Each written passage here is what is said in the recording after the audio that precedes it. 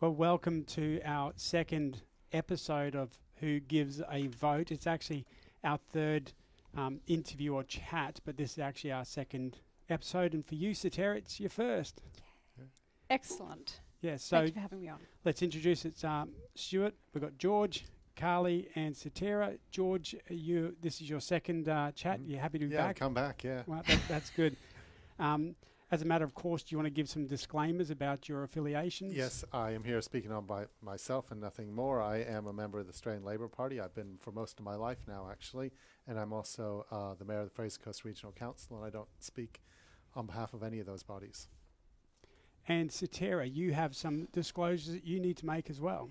Yes, that is that I am not a member of a political party, but I do work for an organisation which is funded by the Australian government. So anything that I say today is obviously my own opinion, doesn't represent the organisation I work for, or definitely not the Australian government. So Yes, and No disclaimers. lucky you. I am a club member of the Woolworths Rewards Card. I'm not sure how that impacts me whatsoever, but nonetheless, we are here and we are focused. Last week, we talked about three electorates, Hinkler, Wide Bay and Flynn. But Sotera, you pointed out that actually Maranoa is also a part of the Wide Bay as Yes. far as a small part of it is in the Wide Bay. Is that right? It is just South southwest Burnett. part of South Burnett. So we And are then it going to... stretches out to the border, doesn't it? It's pretty big. Yeah, Yeah. it is absolutely. I think it's the biggest electorate in Queensland. Yeah. The land size is bigger than Victoria. Yeah, outside of West Australia, probably the Yes. biggest. Yeah, of Yeah. course. Yeah. And it hits two state borders, wouldn't it? Yeah, because it's got... South Australia and Was it Northern Territory? I New guess South Wales? Northern Territory, New South Wales. And the safest seat in Australia. Oh. And the same. So we will get And onto South that. Australia. Yeah, the corner, the three states come together in the Yeah. corner. So it must be three states. Yes. If we had a map, if only. But maybe next week we can answer that question. Okay, so let's have a look at Maranoa because that's the one we didn't talk about last week. So we'll get onto that one first. It's important that last week we talked about some of the nominees or the candidates. That's changed because candidates are official now. They've been declared. So we will go through those. Carly, did you want to go through Maranoa? Yeah. In Maranoa, the candidates are Rod Draper from the Gerard Rennick People First Party, David Littleproud, Liberal National Party of Australia, Elizabeth Johnson, Queensland Greens, Michael Offerdale, Liberation Party, John Matthew Whittle, Libertarian. Libertarian, sorry. I misread that. Sorry. Thank you for that. John Matthew Whittle, Family First Party Australia, Alex Newman, Australian Labor Party, Jonathan Allen Coombs, Trumpet of Patriots, and Sharon Duncan for Pauline Hanson's One Nation. Did Sharon Duncan, did she run in the seat of Wide Bay last time? Why is her name I feel her familiar? name's familiar as well. Yeah. Anyway. So that's a pretty... And so, Sotera, you know a bit about Maranoa you want to share with us? Yeah, the incumbent is David Littleproud. He's the deputy LNP leader and leader of the Nationals. He holds the seat with a whopping margin of 22.12%.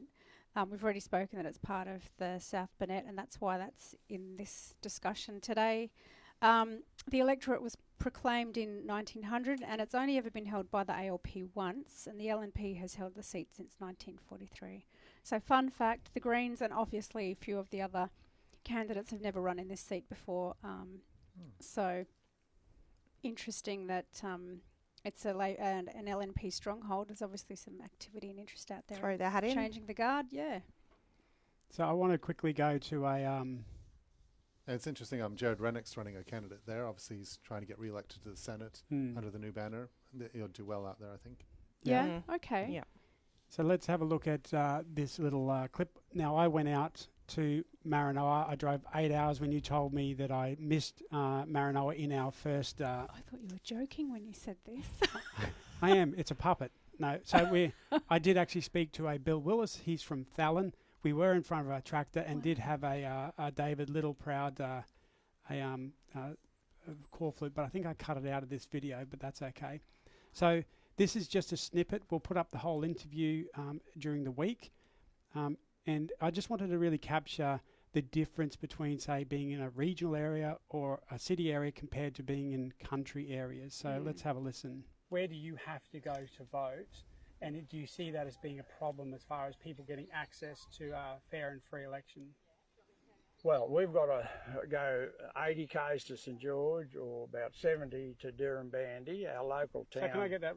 So in order to participate in democracy, you have to drive 160 kilometres a round trip to be able to vote. Yes, unless we do an electronic election, Yeah. or a postal vote or something prior to that. But a lot of people, it's only just come out, Howard Hobbs has brought out the list, showed us a list the other day of where you can vote. A lot of people won't know where you can vote. They probably will be expecting to vote in Thallon. They'll go into Thallon probably, or they might find out the day before the election and there's no place to vote. Nothing at Mungandai, nothing Hevel, nothing Thallon. So that's what it is. Torwood, I think is voting in Torwood, I think. So we've got a few issues there. So that what I found interesting about that was the difficulty that these people face. I mean, they're working the land, they're working very big hours, and then just to vote, they've got to go incredibly far to do it. Understandable, you do have postal voting as well, but a lot of people don't. Particularly when you speak to some of the people out there, they don't want to postal vote. They don't necessarily trust postal voting, so sometimes they prefer to vote in person, and they've got to really travel. I guess the first question I have, and I open it to all of you, is there less investment in elections now, with whether it be local, state or federal government elections? I'm not sure. What was the status quo? What's happened out there normally if their nearest voting centre is St George? Well, I'm just talking in general. Like even the number of volunteers, the elections, there seems to be a lot greater waiting time. There's less booths. Yeah. So we're definitely seeing So organisation issues and staffing issues. Yeah. We definitely saw that at the last election. Yeah, and part of it was they've moved from crossing people off on a list to logging into a system and taking them out. I mean, I was there with your daughter.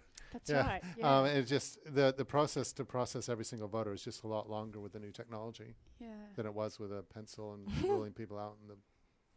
Yeah, I think it highlights that if you live in regional and rural Australia, you should still have the same access to the essential services of which democracy is an essential part of. Is built from. Yeah. Well, and the other question I suppose I was reflecting on myself is that how many people in our community complain about wait times and complain about having to travel past the the PCYC and have to go to another school at Pyalba, compared to these guys who have to travel hours and hours to travel. Are we too precious sometimes? Absolutely. I would say a little bit like it's not as if we're doing it every Saturday. The next election actually won't be until 2028 for any level. I've sort of seen over the last few elections, it does seem like they are really under-resourced, but they struggle getting staff. They were still advertising for staff, days before the last election. I saw the ads right up until almost election day, but everyone's got short staffing issues, so I guess they need to look at ways to counteract that. Yeah. And even with the counting on the night, it's much slower. Yeah.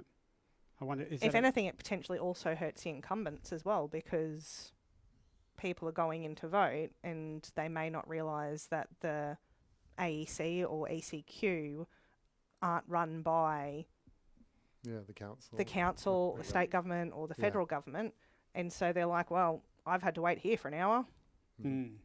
Absolutely. You got a bit of that. Yeah, definitely. I was getting annoyed on just people waiting in line for hours on election day and in the pre-poll council. And there was real problems because the pre-poll they selected was terrible for access. Which they've selected again. Have they really? Pre-poll for Hinkler is there and somewhere else. About 4 or 5 people fell over. Yeah. And they were like old people who because it was a terrible location. It was the worst, and I can't believe that after the complaints that were made that they would do that again. That's obscene. I can't even comprehend that. Let's move on. Come back to that one. let's move on to Flynn, because Sotera, can you talk us through Flynn, please? Sure. So the candidates that have been declared are John Anderson, an independent, not the John Anderson that was previously the deputy Prime Minister of Australia. Helen Maddell, Australian Labor Party. Peter Zunker, Trumpet of Patriots. Peter Dorian, Family First Party Australia. Paul Bambrick, Queensland Greens. Lance Price, Jared Rennick, People First. Duncan Scott, Independent. Colin Boyce, who's the incumbent, Liberal National Party. David Harris, Pauline Hanson's One Nation. And so there's a lot of people running. Yeah, that's a really crowded field. All the parties are represented there. Yet, I mean, that sits perfectly well for the LNP, doesn't it? Most of those are. Yeah. I mean, they're all conservative. All conservatives. Other than the Greens. So all preference, and then you pretty much, you can't see Liberal No, National. and the odds are 15 to 1, aren't they? Yeah, don't spoil it. Don't spoil it, George. The odds are coming. So let's look at Hinkler then. Yeah. Mhm. So, Carly. All right, Hinkler. We've got Andrew McLean running for the Queensland Greens, David Batt for the Liberal National Party, Michael O'Brien is an independent, Trish Mears for Australian Labor Party, Kerry Petrus for the Family First Party, Tyler Carman for One Nation, and Robert Bloberger for Trumpet of Patriots. Another big number, and also a lot of Conservatives there again, isn't there? Yeah. Yeah. I want to show you a video of one of the candidates. This is a video with Tyler. What's his last? Carman. Tyler Carman. And I want your comment after we watch it. Hi, I'm in Harvey Bay with Tyler Carman, our One Nation candidate in the seat of Hinkler, and we're in front of the Torquay Beachfront Tourist Park, caravan park that's been here for generations, and I'll let Tyler explain. So guys, yep, down here in sunny Harvey Bay, beautiful day. Look, I mean, there's a number of issues going around town. None more importantly than this caravan park. So there's a lot of conjecture around the future of this caravan park. Local council are potentially wanting to turn this into a green space or a green area, and that means this beautiful camp area is going to be shut down, which we can't have. You know, we've used this area for many, many years for families to come down, have an affordable holiday right here on the bay. You know, we've got the ocean foreshore just there. It's absolutely beautiful, and it's an issue that the locals are not happy about. And people from all over the region, Maryborough included, like to come here because it's an affordable holiday for them. Absolutely. And there's big concern because apparently the council approved a renovation to the caravan park. It's council owned, it's managed by someone else, but that was approved, and all of a sudden that's been overturned. And we're wondering if it's to allow a green space so someone can put high rise behind it or near it. But the other thing is that because of the massive immigration, the catastrophic immigration that's going on, putting demand on developers. So that's you know, there's so many impacts of this high immigration. Absolutely, you know, and you've seen this in the areas in Bargara where high-rise apartments are being put up, and we don't want that to happen here in the Bay. You know, we have such a beautiful foreshore, and we don't need condensed high-rise apartments tearing up our beautiful land and taking away this space so families can come down on the school holidays. You know, we're school holidays today, Easter's just around the corner, and this is going to be packed. You know, it's a place that people can come and it's affordable. We don't need the multi-complex dwellings that are on the foreshore. The impacts of high immigration, catastrophic immigration, are everywhere. And this just raises another question because the locals are upset. The businesses along the Esplanade here are very upset about it. And so they've got petitions up. They just want the council to explain to them why everything's suddenly been turned on its head. So, George, I don't want you to talk from a council perspective. This is a federal election, so I want you to keep your federal election hat on. We're not going to talk about the decision or the process because you could put holes in some of the things he said there. There's no question. But I guess the things that I wanted to really focus on is, firstly, do you think it's a misstep from Tyler when he says there's a number of issues, but none more important than the Torquay Caravan Park? Well, politically it might work for him, but I think when he looks back on this campaign, he'll think that it doesn't reflect well on himself. I mean, council hasn't made a decision to turn that into a playground. Where he's standing next to that fence, he can't see the sea from there. We're saying we'll go out to consultation.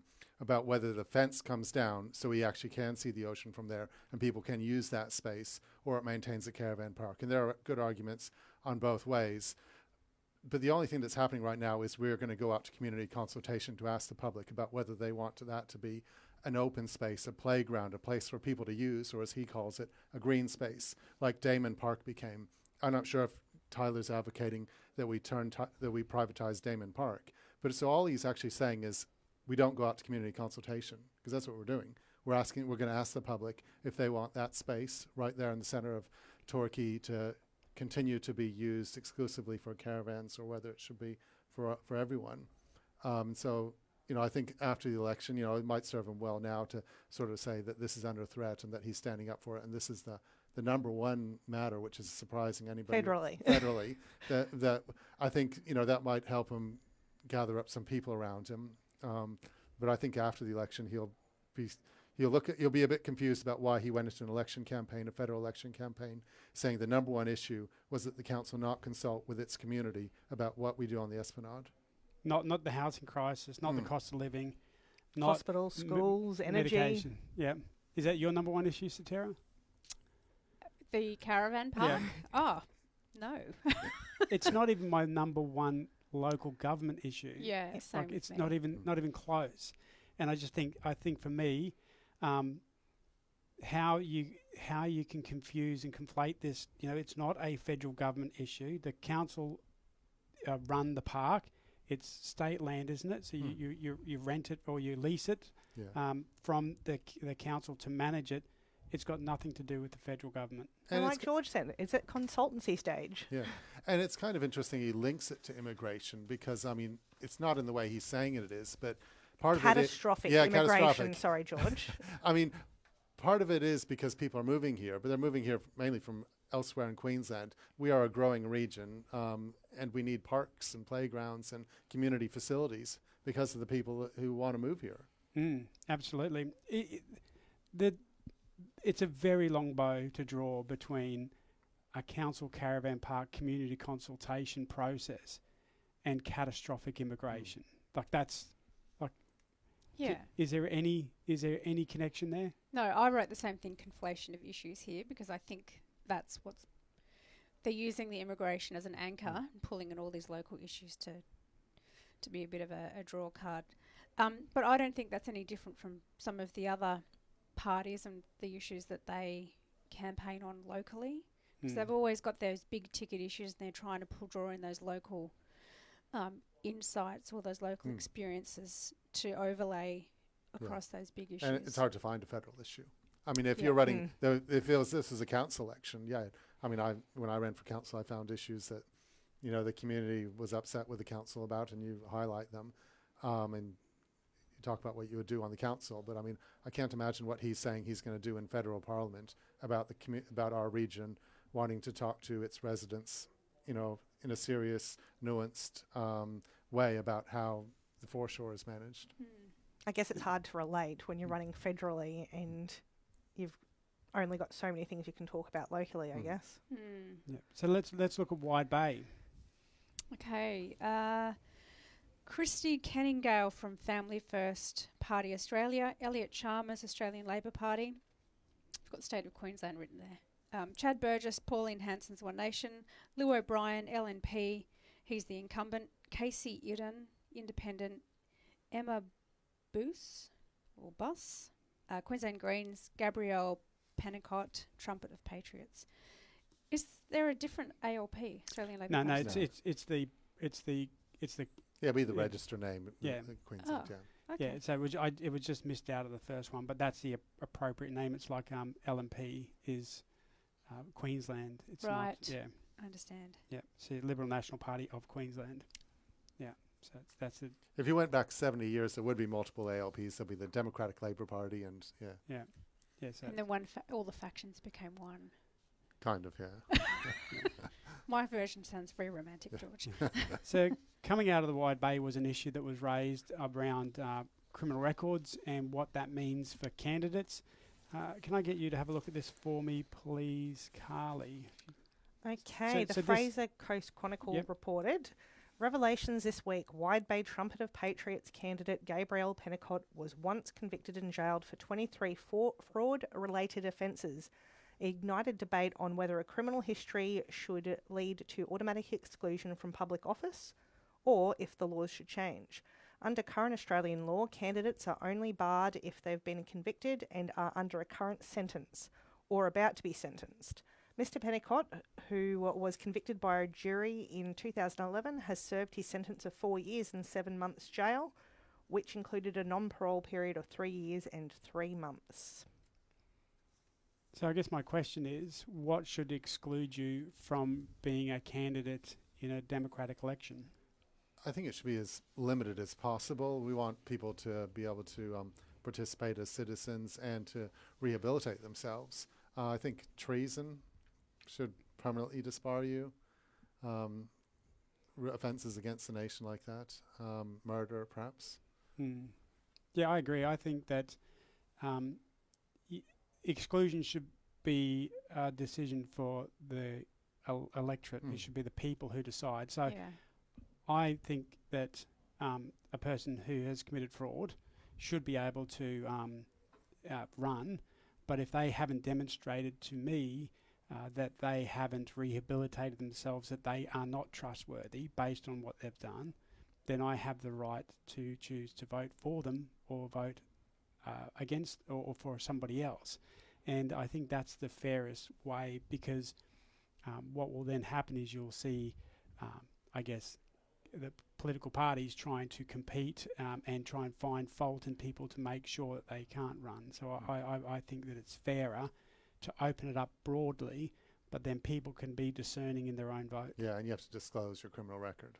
Absolutely, Yeah, you should be able to. You should have to disclose it. It shouldn't have to be this. It should be one of those things that people should be able to look at and go, "Yep, that's It something." shouldn't have to be dug up.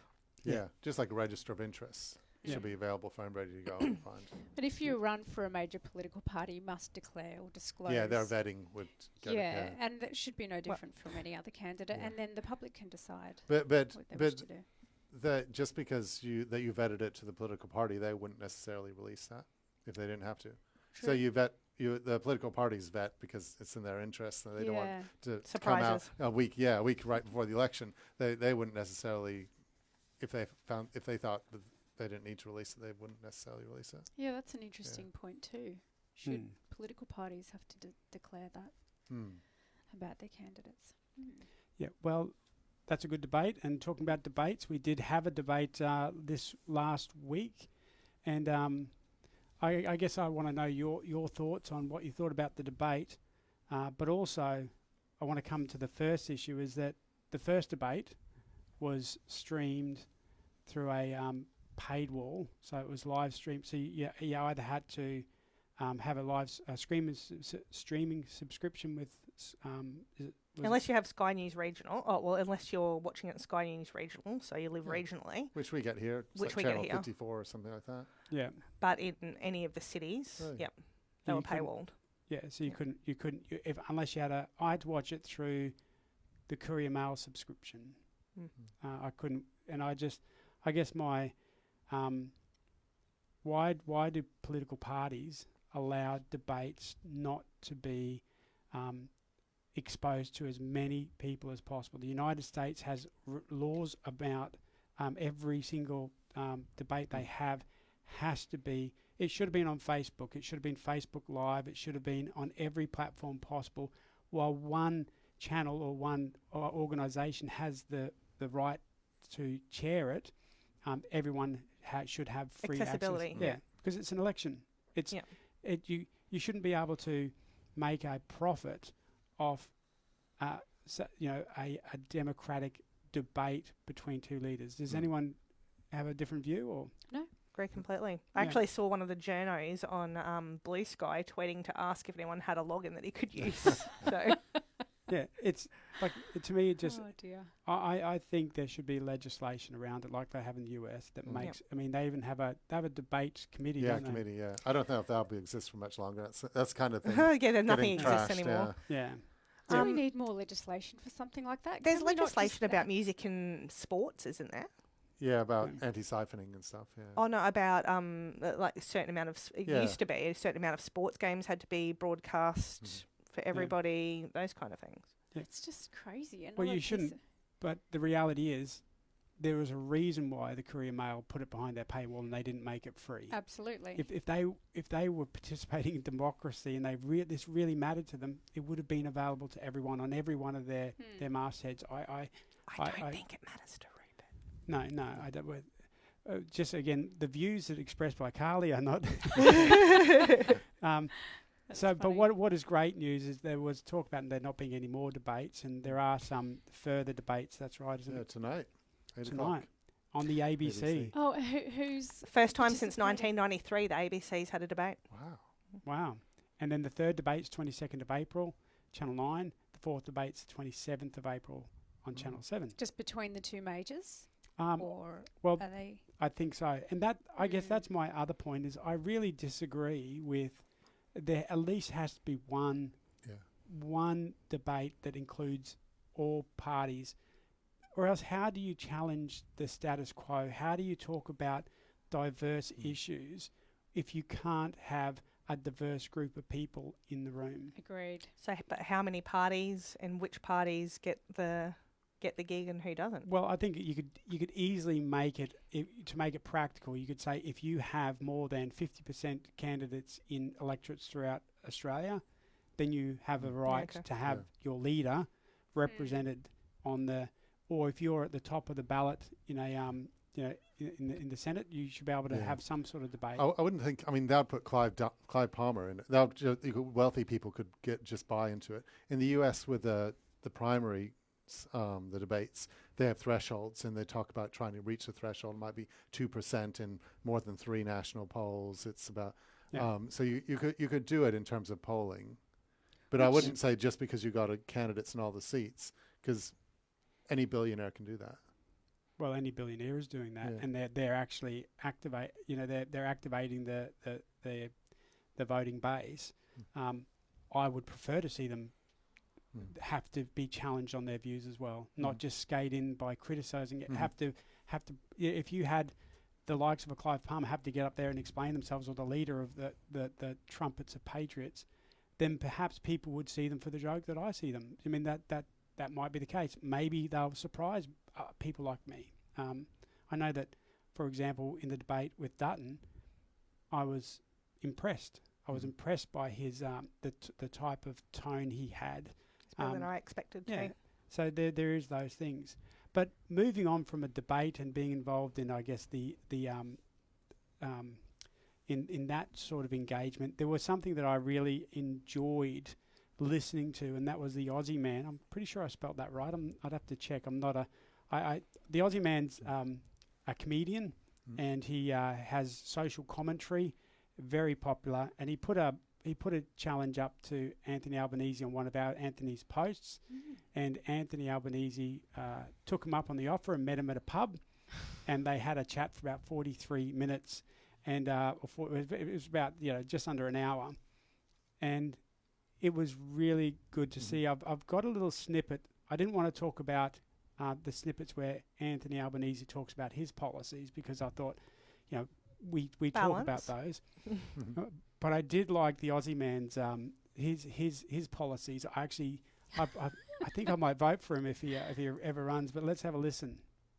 All right, cheers to the pub. Cheers to the pub. Cheers absolutely. to the pub.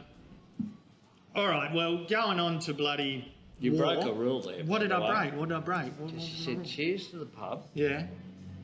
and then you put your beer down. You've got to have a sip. It's in Oh, the I rules. didn't sip after the cheers. It's in the rules. I fucked it up. The country's going to be like, vote Aussie Man out. They're going to be like, cancel. Get his YouTube lucky you're channels not on the gone. ballot paper. Yeah, do you want to know my policies?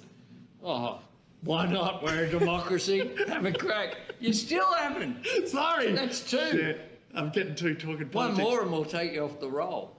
So Aussie Man's policies, if I was Prime Minister, number 1, I would look to make sure that when people merge lanes in traffic, that you let them in. I'd legislate that, because You'd like to say that. What would the penalty be if you didn't? Oh, $100. Yeah, Okay. that's kind of fair. Okay. Because half the time I'm indicating and I'm like, they're not letting me in. They see me and they're not letting me in. So I'd run on that. And also 2-day work week instead of 2-day work week. Direct opposite. 2-day work week, 5 days off. I reckon that might be popular, but I'm not sure what it would do for productivity. What about the economy? Would that survive? It would struggle. Yeah, right. How many days a week does everyone have to work? It would struggle. Yeah, well, look, can you do I reckon 4? heaps of people would be happy with 5. But one of the things we've done, Have 5 or 2? right to disconnect. Oh, that's so pretty that good. People can't get Yeah. punished by their employer Yeah. if they flick their phone off. Yeah, but I They don't- needed to message Dom on a Sunday They to don't, film. they don't have to be accountable. He can't be punished if he doesn't answer your phone. Yeah, all If right. you're ringing him on a Friday night, you've got an idea. But we needed him. Like, we couldn't film on a Sunday without him. Anyway, no, it's my policies, though, Albo. It's my Yeah. policy. So my question firstly is, what do you think of his policies? Returning your shopping cart.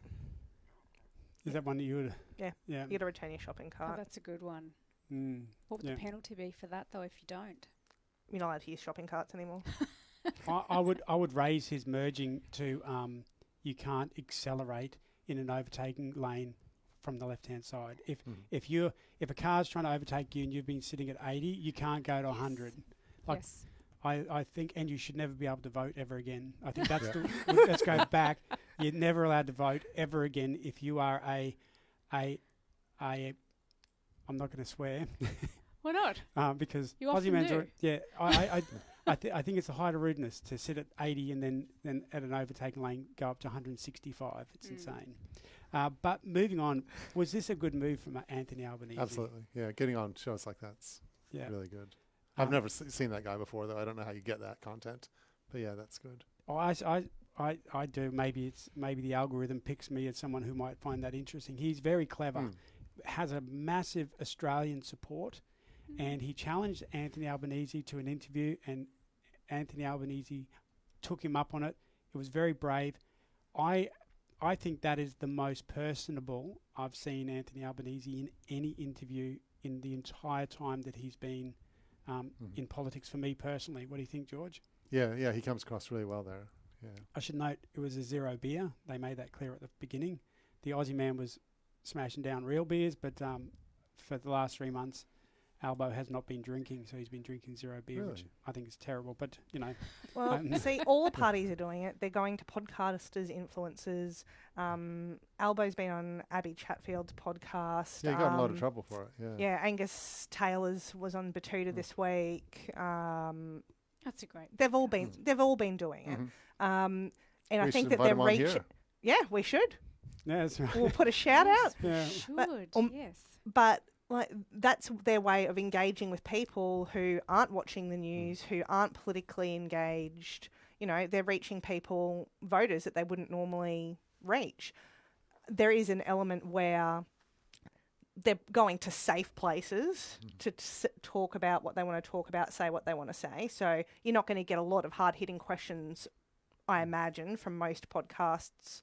Non-news podcasts, non-traditional kind of news outlet podcasts. So you're going to be getting the safe bowls. But Do you think voters watch those podcasts or listen to them and think, oh, I've changed my mind. I'm going to vote,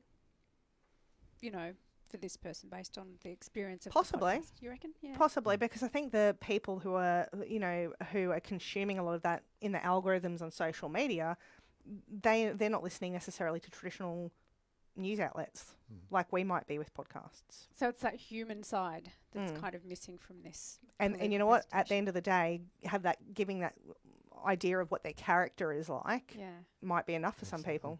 Yeah. And it's a connection. It's a softening and a connection. I think it was a brilliant move, and I think it would shift people. People talk about how Joe Rogan shifted heaps of people in the US when Donald Trump went on and was interviewed there for 3 hours and 30 minutes, and he endorsed him afterwards. So it was quite a powerful way for Donald Trump. But I think, when you think about Aussie Man, he's got a lot of support, and it's mainly Australian. So, and it's that demographic that they're both chasing, isn't it? That younger audience that is sort of They're just searching. on Snapchat and TikTok and Mm. whatever. They're not Yep. looking up, the Australians Yeah. podcast for the week. That's right. And or are they looking up the odds on the all the different Well, betting places? I don't know. I feel like young people are betting a lot these days. It's very accessible. But Yeah. on that, maybe they should have a crack at politics. Yeah. So we have crunched some figures for Hinkler, Flynn, Maranoa, and Wide Bay. The figures we've got here are a collation of the. Yep, they're a collation. My husband sat down and collated some things on the weekend. So this is a collation, I think, of Tab, Sportsbet, and Ladbrokes. They've got, for the Hinkler electorate, they're paying $15 for Labor and $1.01 for the LNP. Flynn is $13 for Labor and $1.06 for the LNP. Maranoa is $26 for Labor and $1.01 for the LNP. And Wide Bay is $21 for Labor and $1.03 for the LNP. Carly, were there any other parties or independents listed in the betting? They do list an other column, but it's Okay. often just other and everyone's squashed And together it's- no yeah. matter who they are. Yeah. And you can see here on it gives you a really good indication of how much the Wide Bay is a Liberal National or a Conservative space. The red represents how the higher the graph, the lesser of a chance they've got of winning. So It's you can see- inverse to what the vote is. Yeah, Mm. yeah. So It's fascinating. that's significant, isn't it? Mm. Yep. And if you talk about it overall nationally, to form government, the ALP was paying $1.20, and the LNP $4.75. Yeah, which that must have changed over the past. It has months, changed, yeah. It's definitely come down. Yeah. And then minority government, majority government for both parties has also seen quite a change as well. Any other stats that you want to share with us? Well, Dixon's pretty interesting. Dixon, that's Dutton's seat of Dixon, yeah. Dutton's that's in quite Dixon. a marginal seat. It is the most marginal seat in Queensland. In Queensland. It's the most marginal seat in Queensland. And those odds have really changed. Dutton's paying $1.57 right now. Ali France with the Australian Labor Party is paying $2.62. And other is paying $9, which is most likely the Teal candidate there. Ellie Smith. Smith. I would have thought she was doing better than that. Yeah. She was a Yeah. couple of weeks ago. Her odds were better than Labor. Mhm. So So these Stealing are- signs. Like But these no, are, that turned down south. these are betting odds too, aren't they? And what Yes. we do know is that They can be yeah. manipulated. They're protecting their business. Yeah.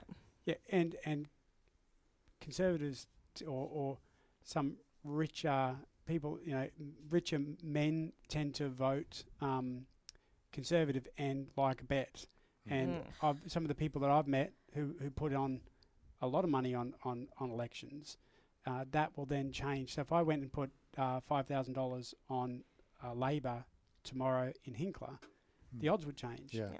And that's it's an Definitely. algorithm. It'll flag Yeah. it. So there is that part of it, but you think Dutton's in trouble, or do you think he's? I think he is. I see that Teal candidate. She's not preferencing Labor.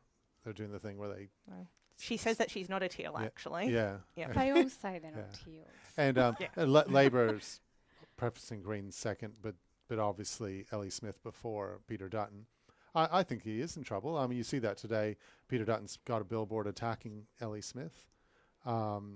Yeah. Surely 1 week out from pre-poll, we're going to start seeing the attack ads soon. Like, usually they leave that to the second half of the campaign. So. I've seen a lot of signs up already Yeah. attacking, not personal attacks, but just fear-mongering.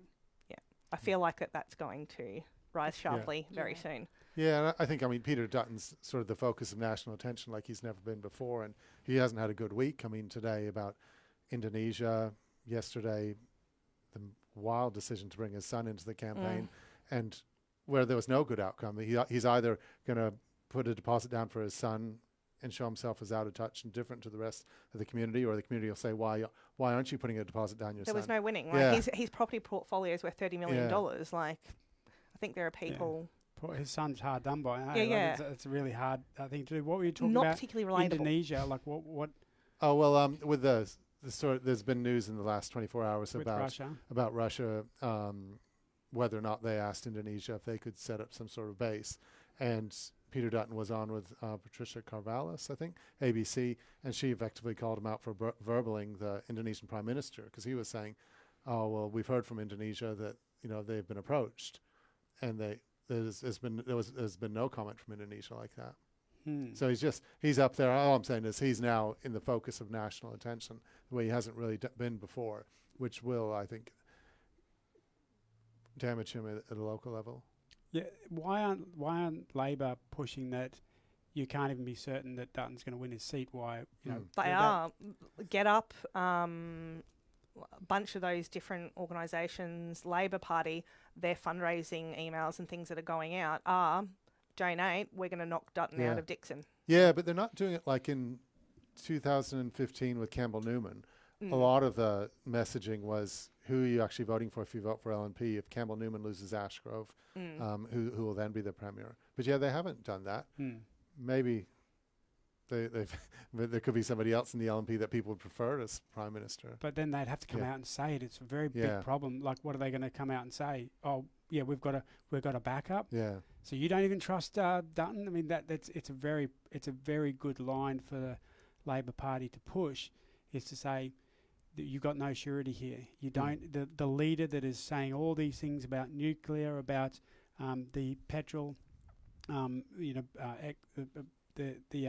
reduction in petrol prices, all these things that are being promised in housing, that leader may not be there. So then what? And uncertainty is one of the things that will kill an election for sure. And it definitely helps the incumbent. Or win an election. Yeah, that's right. And the converse. Yeah. Let's go to quotes because we are running out of time. The two quotes. Who wants to? So the best quote of the week from a Wide Bay, from a Hinkler, Wide Bay perspective. So that includes all the four different. Maranoa. We include Maranoa. Yeah. I've got to be careful because I'm saying Wide Bay, but there's a Wide Bay electorate and there's the Hinkler and Flynn and Maranoa. So out of those four seats, I've looked at, I guess, the best and the worst quotes for the week. So, Sotera, did you want to read this one out? Yeah, this one's from Gabrielle Pennicott, Trumpet of Patriots. If someone has served their time and turned their life around, should they not be allowed to participate fully in society, including public service? I think that's a fair comment. That was he responded. He did not back down from that article. He came out and he came up with that quote, and I thought that was he hit it out of the park. Yeah, I've watched some of his other videos where he talks about his theology, and he doesn't necessarily hit those out of the park. But for this one, he certainly, in my view, he's done really well with that response. What do you reckon, George? Yeah, that's a really good response. Yeah, he's covered it very well. Carly, do you want to read my pick for the worst comment? All right, Stuart's pick for the worst.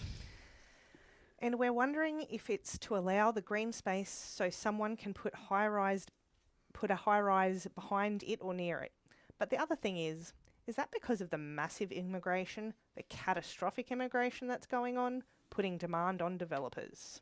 Malcolm Roberts. Could be the dumbest quote or theme I've ever heard a politician. Is that just me, or is that pretty ordinary? Well, I can think of another quote, which was, in hindsight, is quite funny now. But Joe Bjelke-Petersen back in the day said that Queensland was the best country in the world. That comes pretty close to it.